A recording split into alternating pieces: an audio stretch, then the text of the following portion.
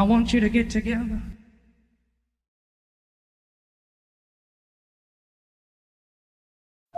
In other news.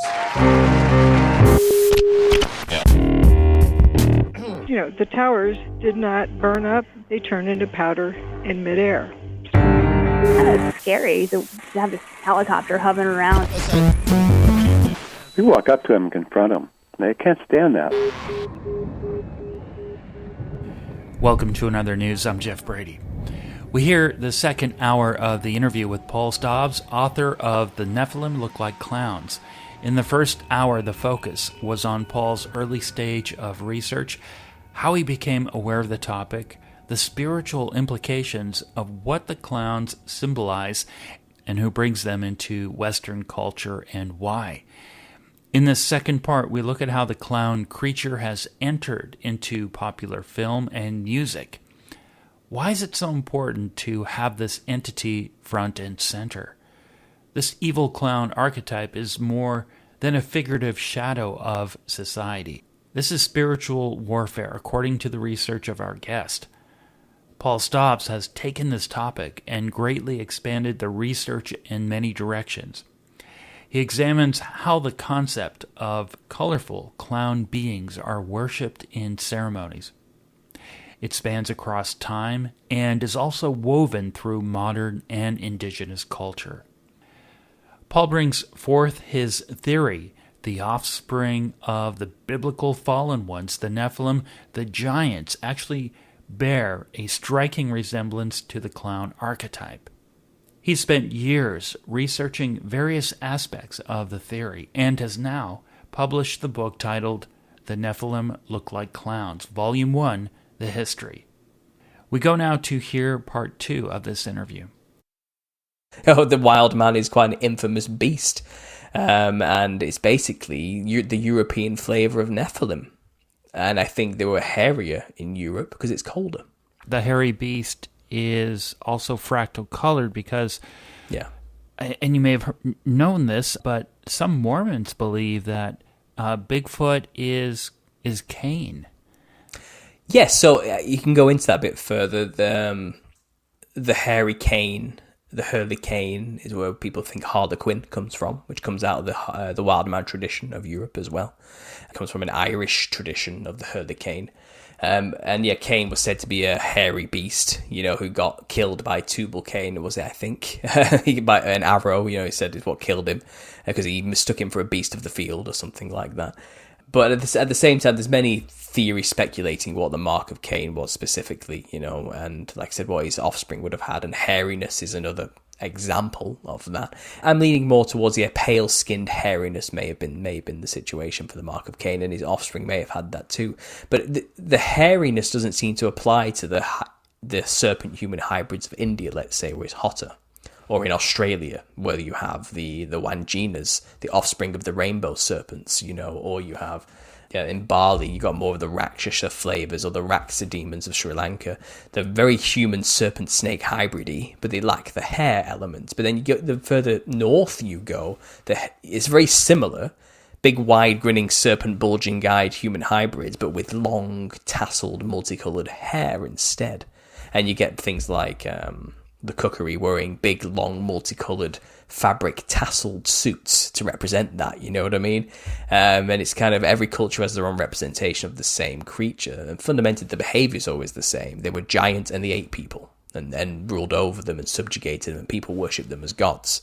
That's pretty much the Nephilim story. Then you get to America, and you'll find there's a lot more. The land of the plumed serpents, Quetzalcoatl and his offspring. I think the feather is a very common one. And you had things like the Thunderbirds instead in American, more tribal understandings, and you go across to America and you have more of an ingrained culture with their ancestors, especially from the natives. And you have like the raven and the Thunderbirds, and mating or mingling with mankind and teaching them things or pulling pranks on them. The raven is quite an infamous trickster god. But then you have these other Kachin, as they call them, or sacred clowns is kind of what anthropologists have named them in the West. And they're an integral part of the culture. They're there to teach the cultures what not to do in society. The contrarians, they behave in ways which we would call clownish from our perspective, but it's to teach the tribe how to behave proper, you know. So they serve a very functional role in these clown societies.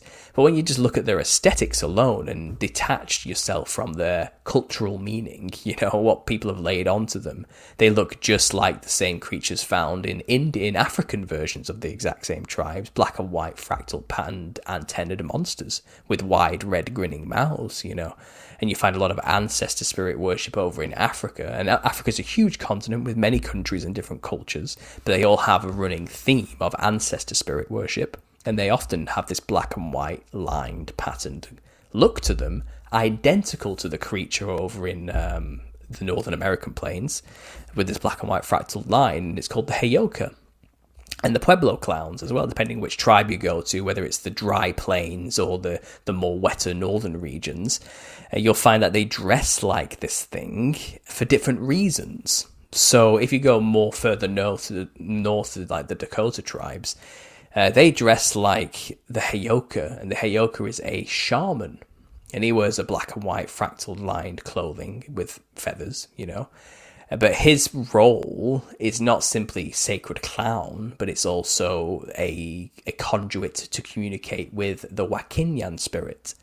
The Wakinyan spirit is basically a thunderbird god of some kind. It's some kind of flying hybrid human bird monster who rides a flaming lightning horse, you know what I mean, through the sky. But he's said to basically bring thunder and rain.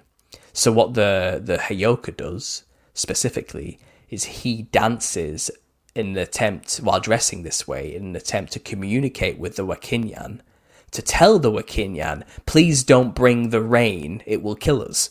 Like, it's to plead with the spirits not to bring thunder and lightning and destruction, you know. So he does the rain dance, he does these dances and rituals dressed this way to plead to bring, you know, dryness, you know, and peace and calm. But then you go further south into the more dry, arid lands, you know, of Nevada and the Hopi-Kachinas, and they do their dances to bring the rain. They're communicating with the Wakinyan to say, please make it rain, it's too dry, you know. So it's funny that they dress the same. They communicate with the spirits in the same ways, but they want different things depending on their various locations. In the north, they want less rain. In the south, they want more rain, but they dress the same because they're trying to communicate with the same entity, and it has this black and white vibe to it. And I think the Nephilim, you know, had a varied look to them, because you look at the snake kingdom, you know, on Earth, they're not all the same. A cobra isn't the same as an asp, you know what I mean? Or, you know, a corn snake is not the same as an anaconda. You know, they all have a varied palette to them, and I think the Nephilim would have also had quite a varied look to them. But you start seeing these repeated patterns on continents separated by thousands of miles and oceans that shouldn't exist. They had no reason to be communicating with each other, you know. Yeah, so there are all these different types of species of snake, varied color, poisonous, non-poisonous, the way they eat, constrict their food, inject poison, and maybe those manifestations are also expressed in the Nephilim. I wanted to mention that once you notice the manifestation of the clown archetype woven through modern culture, it's quite sinister.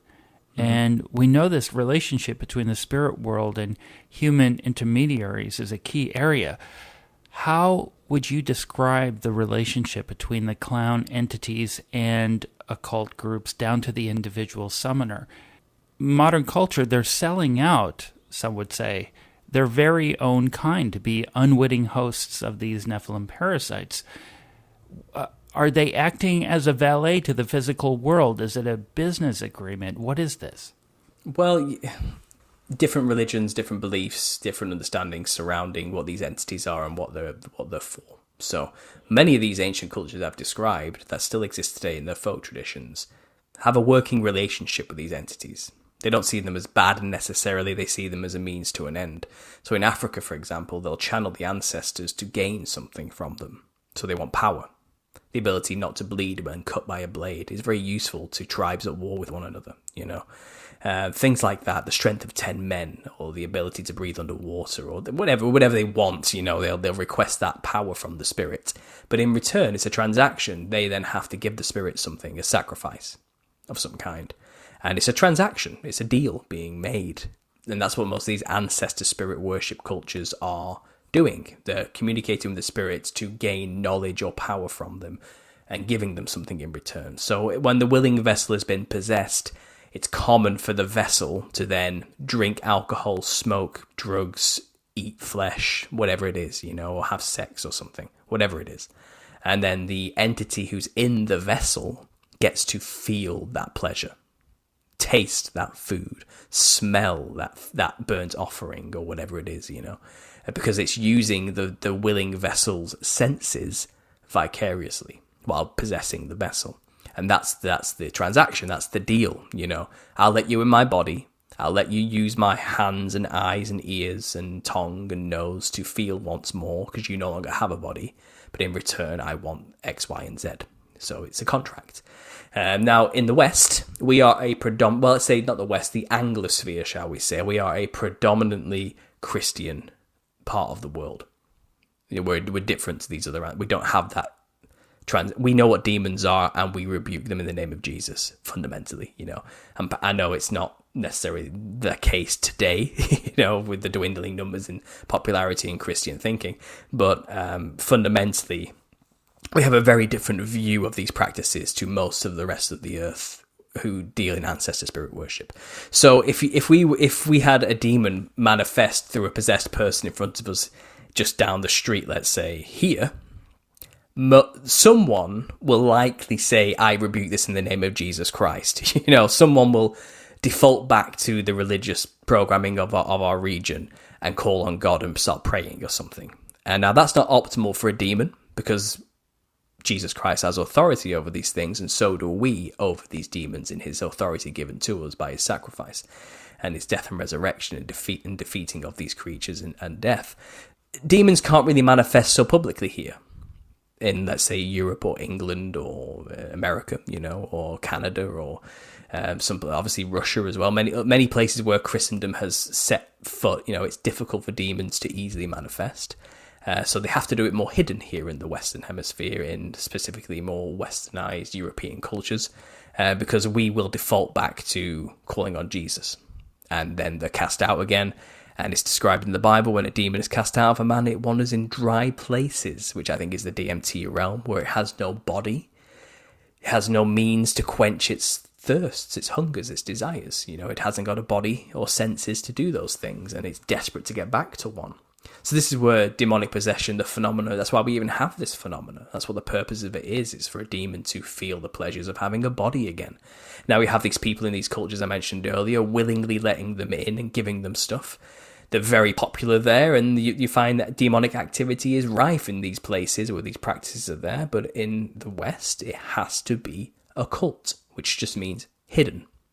So it's been left to secret societies, occult practices and practitioners to find a method of channeling these entities without people knowing that that's what they're doing. And what my work has discovered is that Freemasonry played a huge role in this historically, but the costume of a clown was created in the West as a caricatured image of the Nephilim for the same reason and purposes as these other ancestor spirit culture worships use their costumes. It's to channel the entities of the Nephilim, the spirits of the Nephilim. But we're just not supposed to know that that's what the costume's for. It's an occult symbol.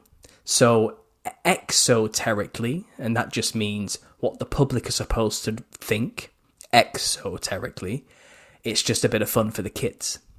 It's a funny costume to entertain children. It's a silly costume that represents a drunk or something, or just a silly person. Esoterically, it's an ancestor spirit channeling costume. It's a tool for the purposes of channeling the Nephilim. Doesn't this reveal the relationship between the Freemason occult groups and the various tribal groups that might, and the shamans from those groups that might interact with the Freemason groups, it kind of reveals that more clearly. Well, it's funny, you can see that the Freemasons have borrowed a lot from these cultures who have these costumes and taken different specific aspects of these costumes and amalgamated it into our own version in the West. So, for example, that you go to like the Kimberley region of Australia, which is a very obscure middle western region of Australia in the outback, and you have this tribe who basically venerate what's known as the Wanjinas. And the Wanjinas there's these rock paintings of them everywhere in the region. And it's believed when a Wanjina died, it made a self-portrait of itself, in these caves, and died in the cave. And the Wanjinas are basically giants who built the civilization and then taught them everything. And they are the offspring of the rainbow serpents, these colourful serpents in the sky, basically.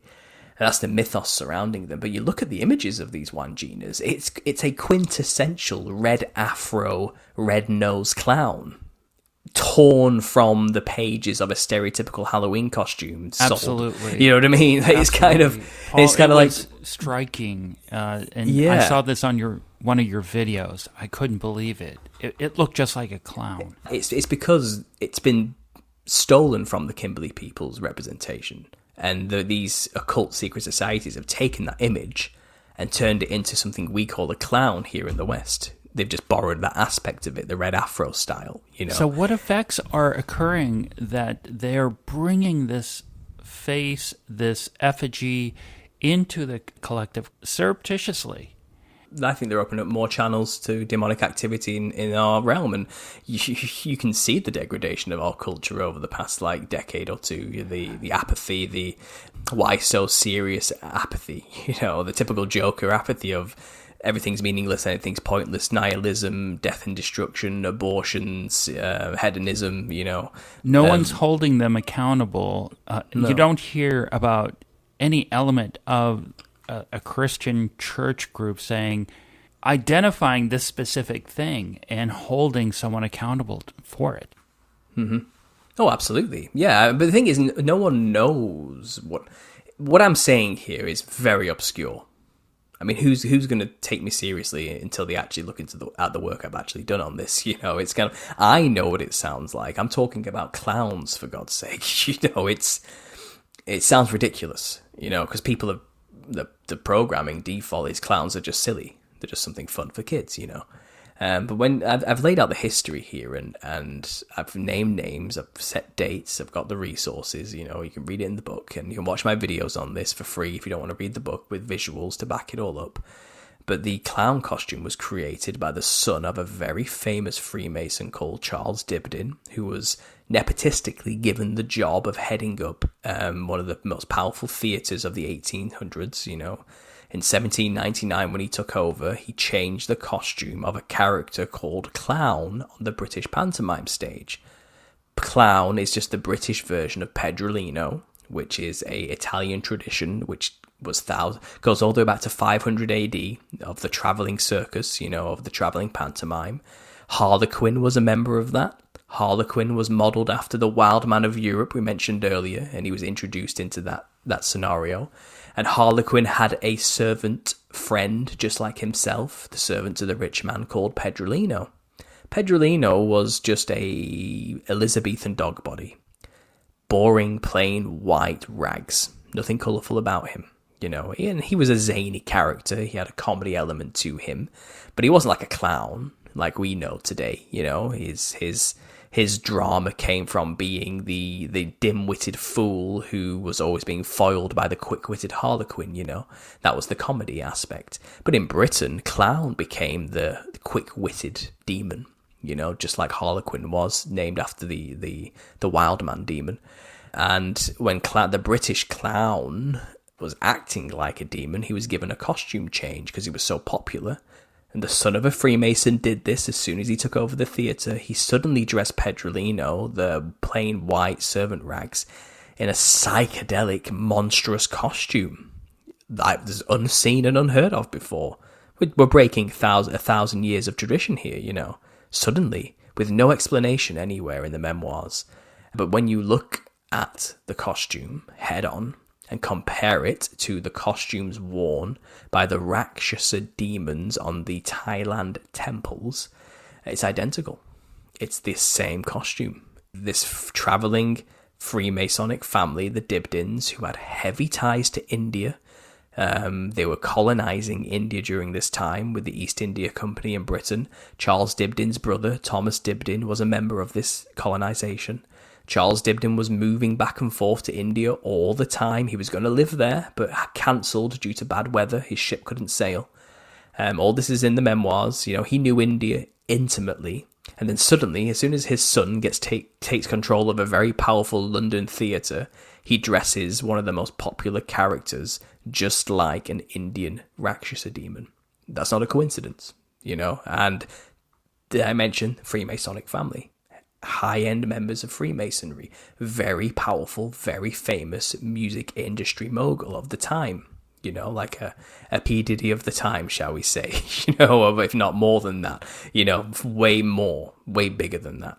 They literally injected into the popular media of that time an image of a demon and popularized it. And from that day forward, that costume became the industry standard. And all clowns copied it from that day forward. And Joseph Grimaldi, the patsy actor who wore the costume, has been given all the credit. He's just the guy who wore the costume. He was just a useful idiot. And Grimaldi died a penniless cripple. He was very naive. There's plenty of stories of him being swindled out of his money and inheritances and taken advantage of his entire life. He had a tragic life. You know, his son died of alcoholism as well. His first wife died at childbirth. It was really horrible, you know. He went mad. The typical sad clown stereotype, you know, when you think about it. Happy on stage, terrible life off stage. But it's quite clear he was not very intelligent and very easily led and malleable. Not a happy story there, but you do have that conduit to the underworld element by wearing the clothing and the mirroring, but mirroring unwittingly. Yeah. Here you have mirroring, which would be happening to the people now using it as a fashion, the clown core trend and all of that, by mirroring the clown element unwittingly, may have the same fate as Grimaldi. I think it's you play with fire, you get burnt situation. And, you know, your ignorance to the spiritual laws doesn't make you immune to them, unfortunately. And even in our own real world, ignorance of the law doesn't mean you get away with it, you know. And I think if you dress like something in the spirit realm, whether you're meaning to or not, whether your intention's there or not, the channel still gets opened. So you have to be careful. These are the spiritual weapons used against you. And you have to look at the world today, and you can see that the clown aesthetic is getting more popular. Right, the film industry, a friend of mine told me this, Terrifier 3, I haven't seen them.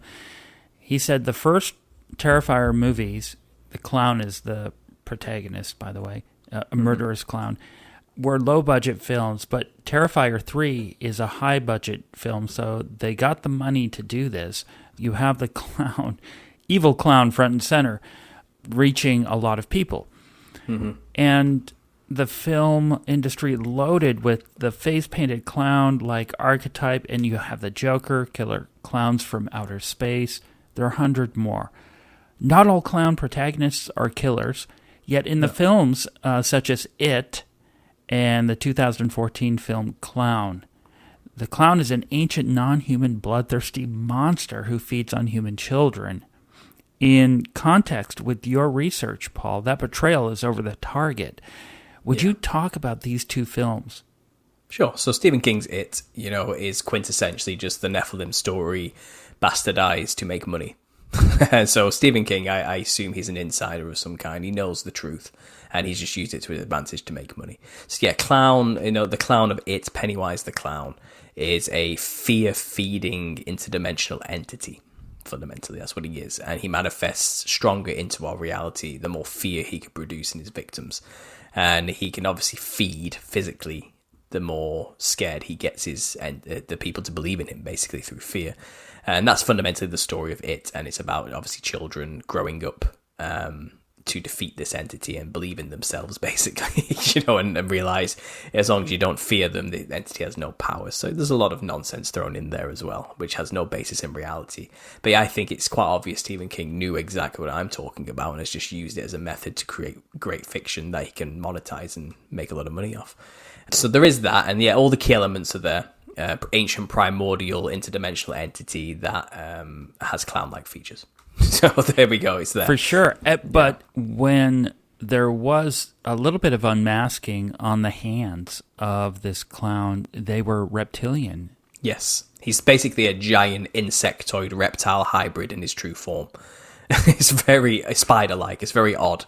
Yeah, it's a shape-shifting entity as well. He can take on any form of the fear I think some early Nephilim probably did inherit that kind of shape-shifting ability from the angelic parents as well, So I think it's all kind of weaved into this modern fiction, this ancient mythos of the Nephilim. I mean, you mentioned 2014 Clown there. That's really on the nose to what I'm talking about here. And I hadn't even seen this film or heard of it before I started my research, I only discovered it afterwards. I made an episode about it, I think, recently, like two years ago, because I was blown away when I heard about it. I was like, "Are you kidding?"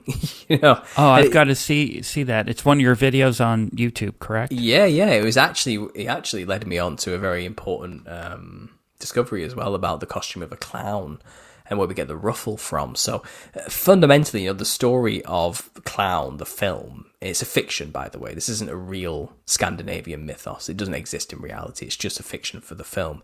But there's this ancient creature called a cloyne in the film. And the cloyne is a reptile creature, monster with a horn on its head that basically feeds on children. So it's very similar to it, a reptile clown-like monster that feeds on children. And it dwells in this cave. And now what this man unwittingly comes across is a costume in an attic of a clown. And he needs a clown costume quickly for his daughter's birthday. So he puts on this costume he finds in this old house that he's visiting. And he can't take the costume off. It's fused to his skin. And he rips off the clown nose and ends up ripping off like his nose in the process because it's become one with him.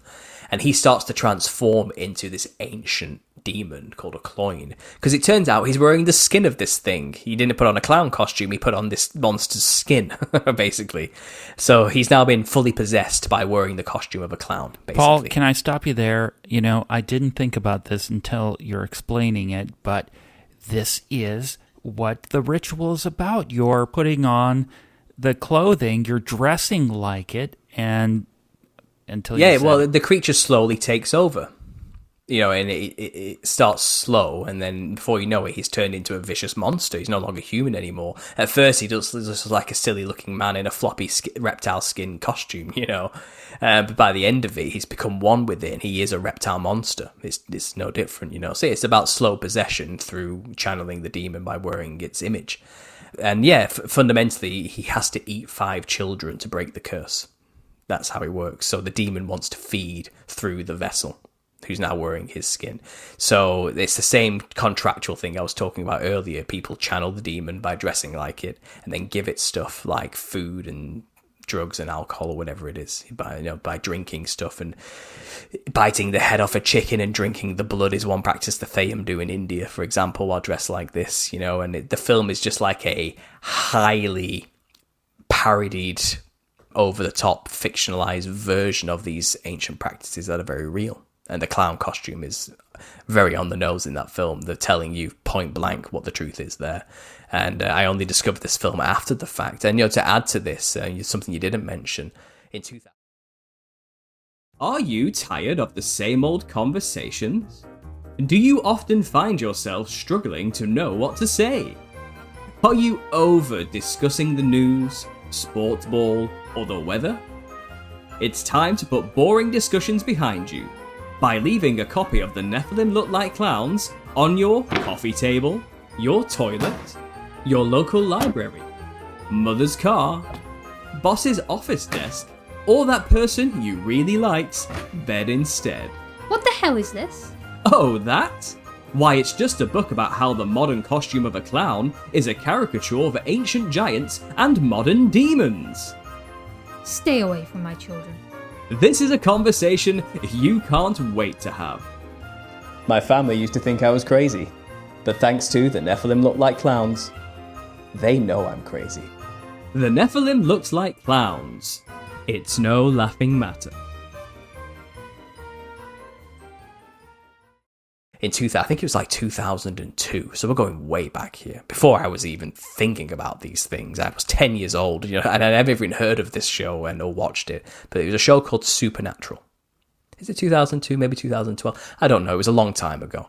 But there's a season 2, I think episode 4 or 6 or 2, I'm blanking now, but it's season 2, one of the early episodes of Supernatural. It's quite literally about a clown at a carnival who follows a child home, and the child lets the clown into his home, and then the clown eats the child's parents because it was invited in. His whole shtick is to get kids to invite him into the home, like a vampire rules. You have to be invited in to get in, and it turns out this is an ancient demon called a Rakshasa, so like the Indian demons I was telling you about, where you get the original clown costume from. And obviously they have X, Y, and Z of ancient occult magic to defeat the demon or whatever in the fictional nonsense called Supernatural, But they've told you right there, this Western clown is a representation of Indian Rakshasa demons. And like I discovered through my own research, I only got told about this episode of Supernatural like 6 months ago. And it was always there. They've been telling you this entire time throughout media in an occult manner, but symbol. Who's been telling us? The people who run the industry, the Freemasons, the hidden occult Satanists who are in control of everything, who put symbols and signs into all media they own. They've been laughing at us this entire time, and I don't mean that as a pun, but they've been showing it in media quite a lot. And all I've kind of done is shed light on a symbol. The clown is a symbol, and it has a meaning to the occult. It has a meaning to these ancient practices, and once you see it, you can't unsee it. It's one of those situations. Before we go into the music industry, I just want to touch on something you mentioned in the clown movie, the 2014 film. There was an agreement there with the 5 children, and it made me think about the agreement that whatever occult element here in North America, for example, maybe the Western world, Anglican world, what agreement was made that they continue to force the clown element to a point where it's woven through everything, and now it's on the catwalk, as you said, and the young people are dressing up as clowns as a trend. And it made me think about, they have to hold up their end of a bargain here. And I wonder, what's going on here? Well, this goes all the way back to the rebellion I mentioned earlier about the angels rebelling against humanity and God, and his decision to let humanity be the ruler over everything, and the savior to be a human too through Christ, half man, half God. There's a reason for all of that, and the rebellion never ended. The war still rages on. And obviously the angels, one part of the war, one weapon used against mankind was the creation of the Nephilim. And it's sneaky because the Nephilim are half human. I think it was a way of creating legitimate heirs to rulership and ownership over the world, basically. So you have these hybrids, which are half angel, reptile, serpents, but also half human. So you have stories like in the Greek mythology of queens and princesses being raped and fathering these monsters, because they were being born into rulership with a legitimate claim to the throne. It was tactics, it was warfare tactics to gain the dominion over creation, which they thought they were entitled to through their own offspring, their own seed. We'll call it the serpent seed. That's quite a popular phrase in Christian conspiracy circles, and I think the serpent seed is quite simply the Nephilim seed. These human snake hybrids. And today, the secret societies, which are Luciferian to the core, are just the physical human foot soldiers who work intimately with the demonic interdimensional foot soldiers, which are the Nephilim, who then themselves answer to the rebellious angels, who are the commander-in-chiefs, who above them have the devil himself, who's leading up this army and this war. It's a pyramid hierarchy, and secret societies like Freemasons, I think, and these other, there's many actually, there's a huge broad list of names and societies that come under this, but I think they're just human, low-level foot soldiers doing the bidding of their masters, and they answer to the Nephilim, I believe. And then the Nephilim answer to their parents, the angels, and those angels answer to their master, their leader of rebellion, which is Lucifer. That's all it is. And the push to put the clown onto us as people, the uninitiated, unwashed masses, is just a means to create more channels for the Nephilim to manifest more readily into our realm and continue the war and the influence over humanity, and push the agenda further to corrupt humanity and lead us away from God. And it's really unfortunate that it's embedded into, stuff that we like films and music. Mm-hmm. And, I was just looking at songs. You have Roy Orbison's song titled In Dreams. Do you know that song? I don't. No, I'm sorry. It starts off, a candy-colored clown they call the Sandman, tiptoes to my room every night. Just to sprinkle stardust and to whisper, go to sleep, everything is all right. Yeah. And then another song, thinking about names such as Harlequin, and it brings to mind the song The Mighty Quinn. What was that? Which was a hit in the 60s, The Mighty Quinn. And you discussed in depth, Paul, the bands or singers that are well known to paint their faces, like Marilyn Manson, Kiss, The Cure, Alice Cooper, Insane Clown Posse, Ghost, Misfits. There's a long list here. And you break down a music video for the song Clint Eastwood by Gorillaz. Yeah. Now that was interesting. Would you tell listeners, because it seems to kind of wrap up this sort of hidden agenda here, even within music, where the point of view of these lyrics, where are they coming from? Please talk about that.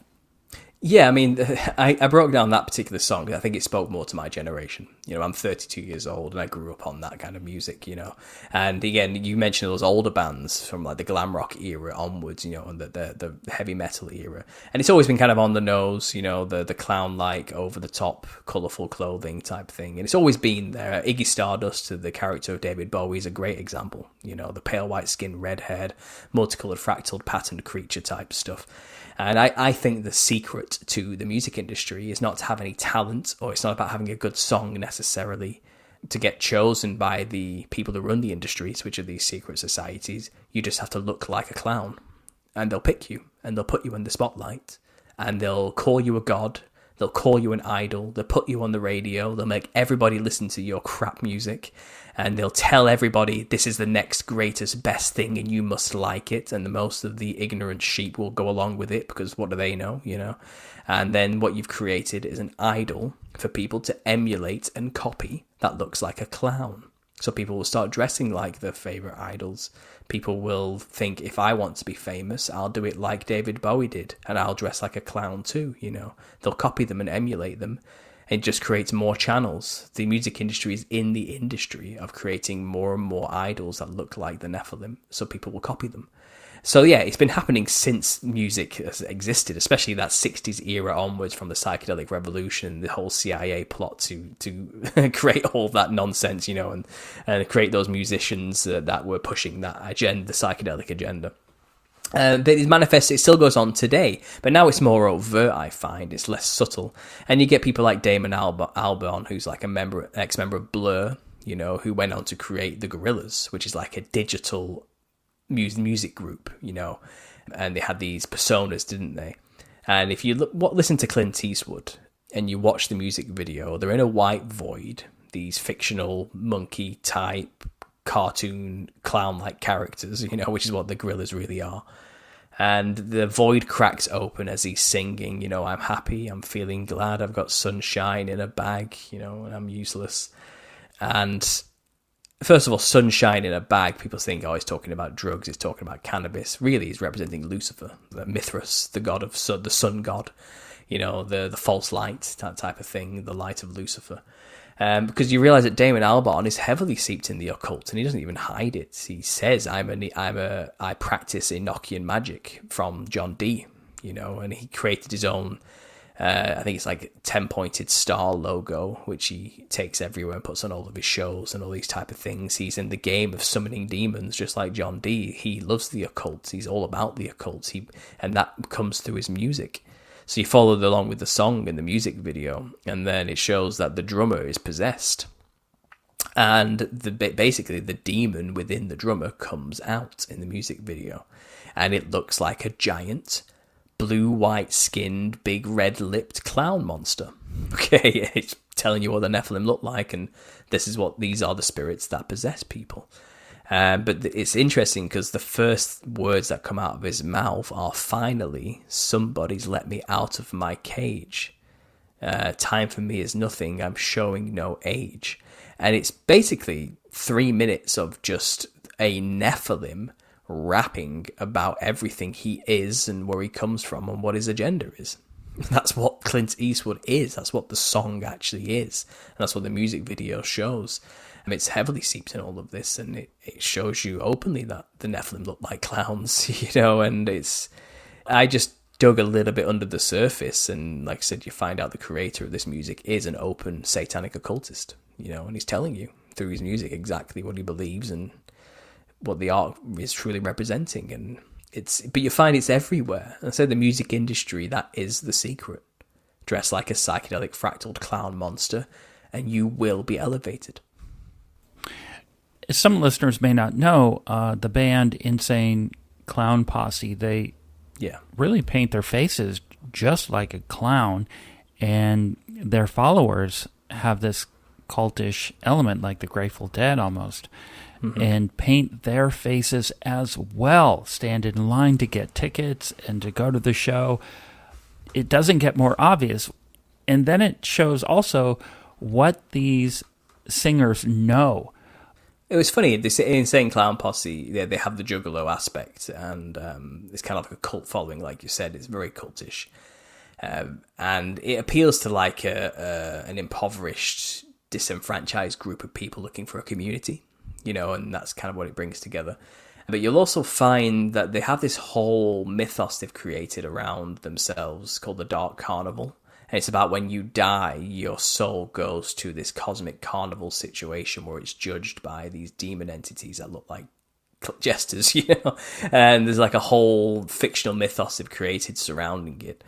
And they're basically hinting, and they're playing the game quite well, and they got famous because they started dressing like a clown. Prior to that, they were they were supposed, I think they were called like the Inner City Posse. It wasn't Insane Clown Posse. And the clown gimmick just stuck because it got them success. They started doing it and they got famous all of a sudden.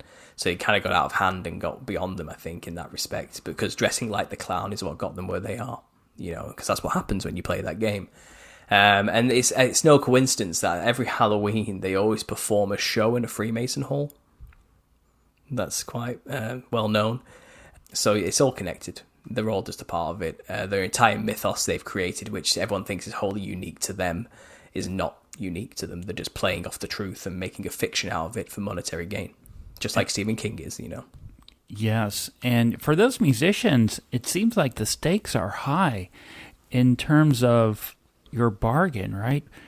Mm-hmm. My sister mentioned to me, she was wondering, I wonder, Jeff, if they're forced, some of these music groups are forced to keep playing no matter what. It doesn't matter how old they get on stage. You have the Rolling Stones, you have all these other bands that, okay, they're going still. Do you think they're forced to do this? Oh, yeah, definitely. Yeah, they have to play until they're dead. They've got no choice. It's a horrible, sleazy game, the music industry, when you actually get into it. It's not that, like, they signed a contract so they must do it. It's that they have done things. They've played the game and got so deep into it. They've got, people have stuff on them. And it's either you do it or we kill you or expose you. It's blackmail, basically. But they get them in with the drugs, the sex, the party, and the lavish lifestyle, the money at first, and the fame and adulation. But then they get stuck and trapped because they end up getting too full of themselves and then crossing those lines and doing those things which normal humans don't have the ability to do, like murdering people, raping people, that kind of thing, and getting away with it, that the power trip gets to them. And it's like, right, we've got you now. You either do the show, you wear the costume, you sing the songs that we write for you, or you're done for. So they play until they're dead. They got no choice. Because you think about it, you get these very famous musicians who are still going. You know what I mean? Like Alice Cooper, for these people, or like Axl Rose, for Guns N' Roses. And it's kind of like, just retire. Have you not made enough money? Have you not?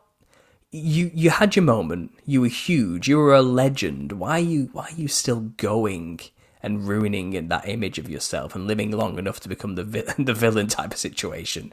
Why not just cash out and live your life now? Go enjoy your family. Go enjoy your grandchildren. But they don't. They still tour.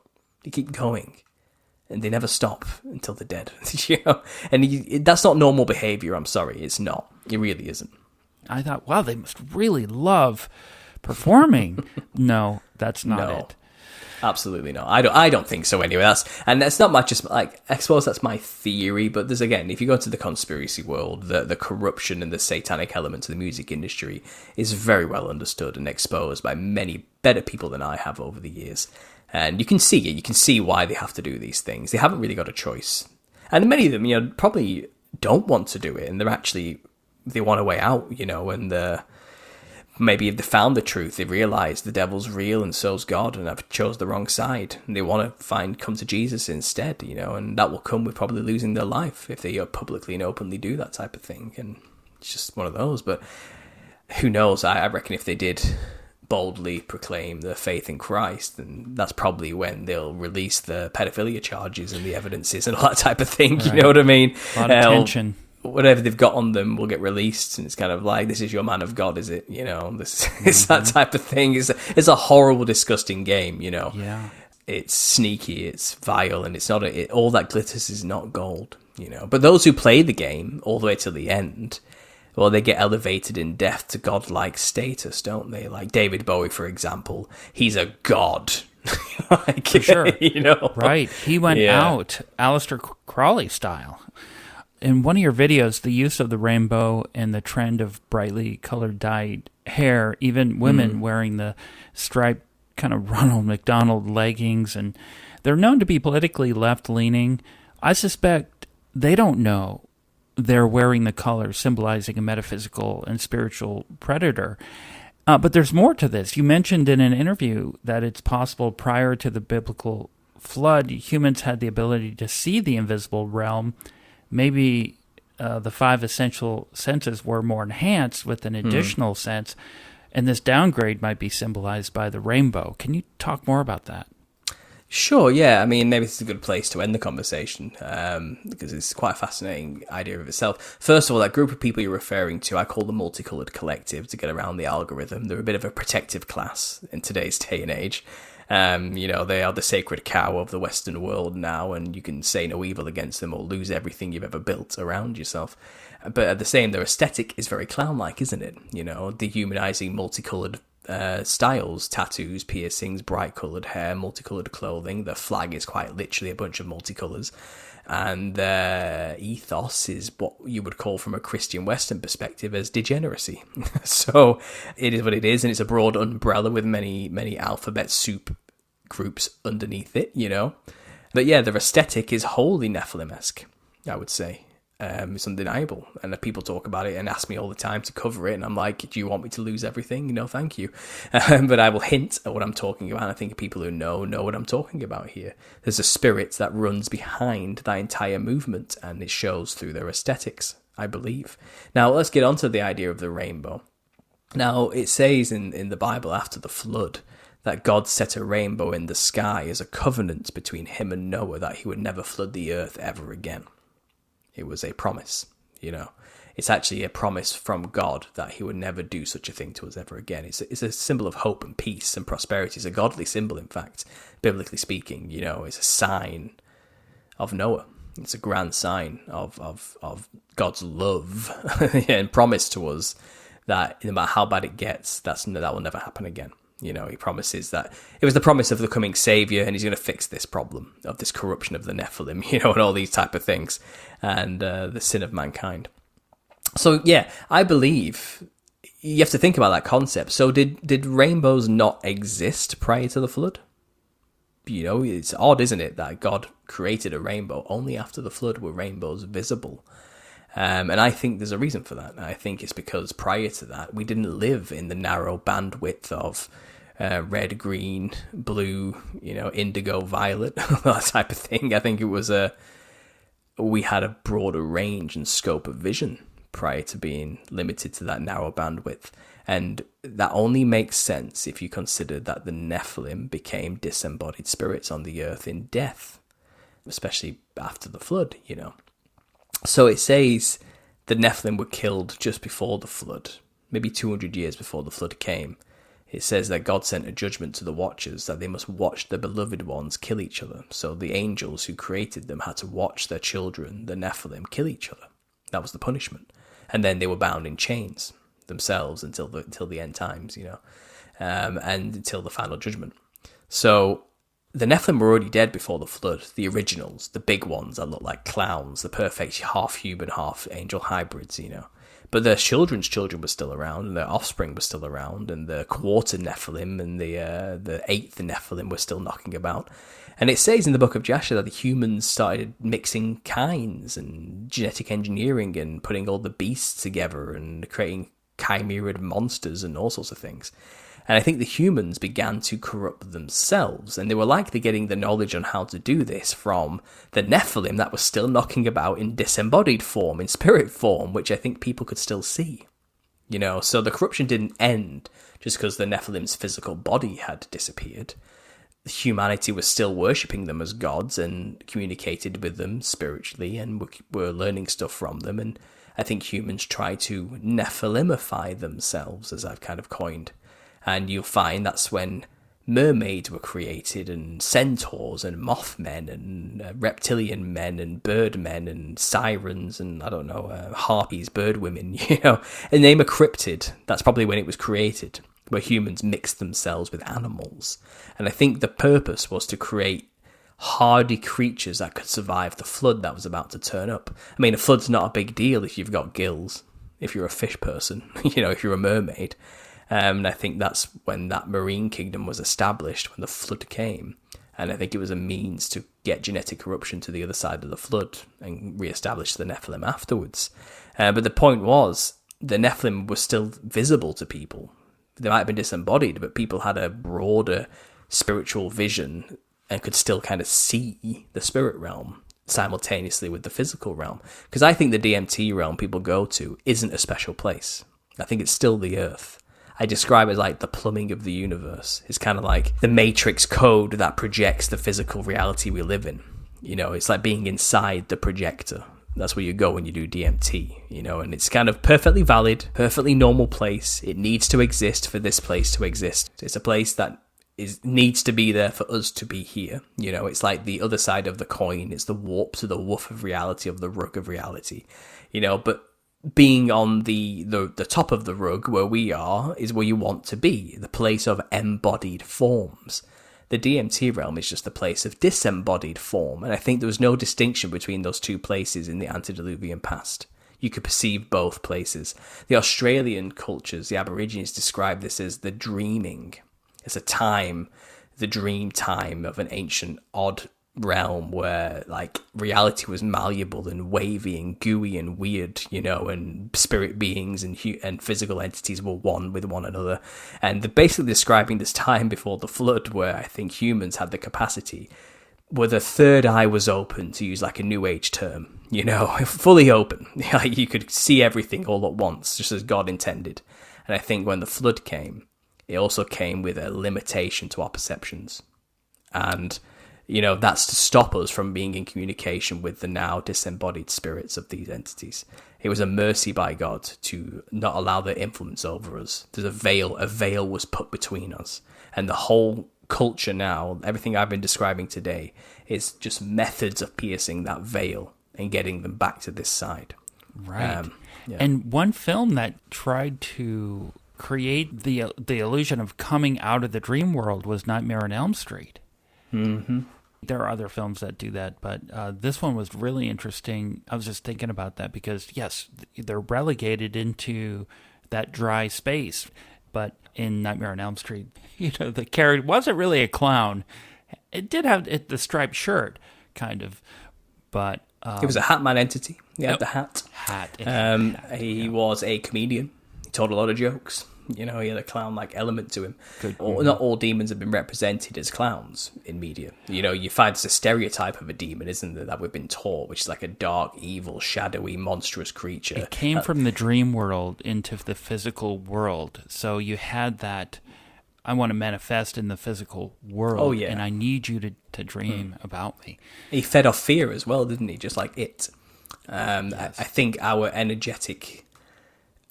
dispositions certainly helps them in the spiritual world, because I think the physical and the spiritual are connected intrinsically, and I think something to do with the power of emotion and generating fear does in some way empower them in that realm, because we don't see the effects of fear physically, but I think stuff is happening in the spirit realm when that kind of energy is generated. But we could go on for hours about all these things. I think listeners now understand this topic can keep unraveling and unraveling. It is so intrinsically linked into our reality. And this is what Paul Stobbs, our guest here, talks about on his YouTube channel, Understanding Conspiracy. But his book is also published, and it's titled The Nephilim Looked Like Clowns, Volume 1, The History. Paul Stobbs, I really appreciate you sharing this incredible theory, going into deep research here on a topic that most people just touch upon. Thank you so much for being on In Other News. No problem. Thanks for having me. It's been a pleasure.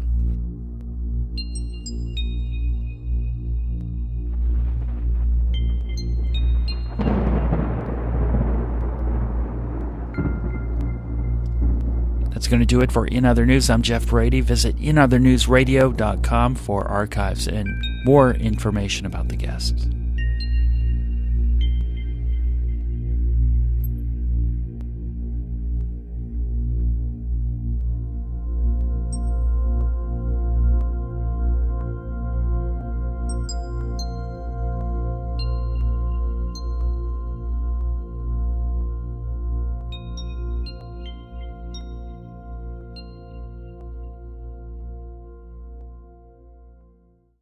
At first, I just thought people couldn't financially justify hiring a clown anymore, Then I started blaming the media for portraying my people as bloodthirsty murderers, cult members, or man-eating space aliens. Of course, the 2016 clown sightings didn't help. Ronald was the first to go.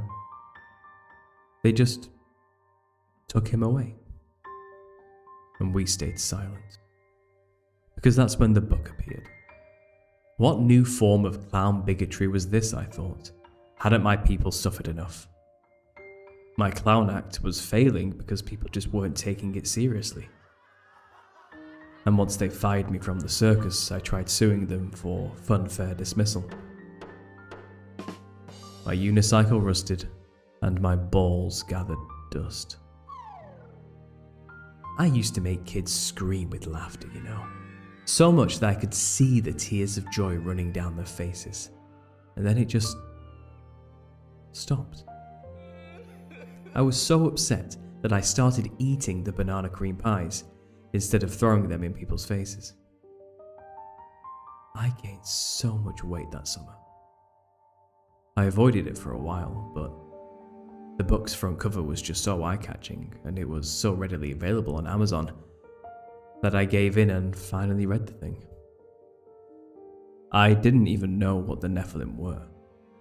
Luckily, the author spent the first half of the book concisely explaining the biblical history to me in an easy-to-understand manner, so that wasn't really a problem for long. That's when I read the rest of the book and realized that being a clown is no joke.